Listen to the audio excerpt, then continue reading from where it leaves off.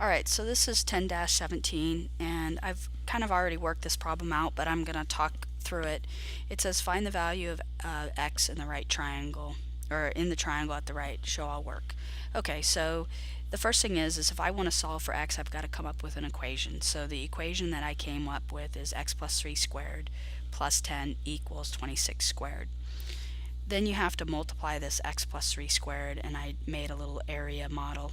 And you don't have to do this. If you can do it in your head, that's fine too.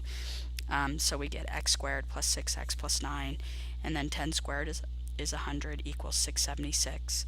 And then what I did is I combined like terms, and then I brought the 676 over. Now, once you get to this point right here, you have a decision to make. And your decision is, how am I going to solve it? Am I going to use the quadratic formula? Am I going to factor? How am I going to do this? So I personally don't like the quadratic formula. If I can find a different way to do it that's easier to me, that's the way I do it. So when I see this, I see completing the square is probably a lot easier to do.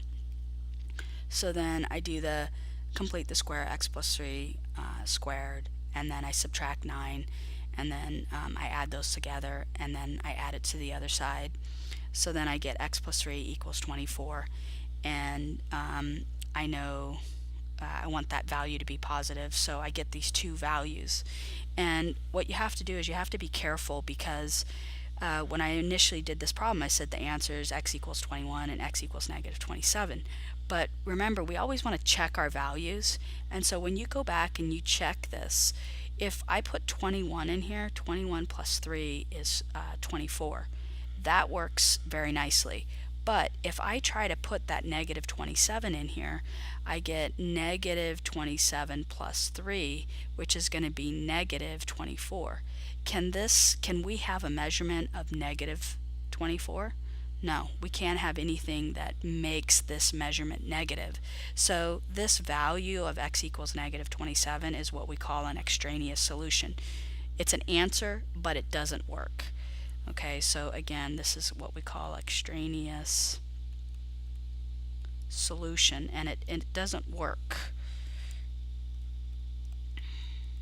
So the only answer we can have is x equals 21. You know, and it's easy. When I first did this problem, I didn't check my answer, and I know better. So make sure you check it, make sure that it makes sense. Remember, when we have lengths, they should be positive numbers. You can't have a negative length.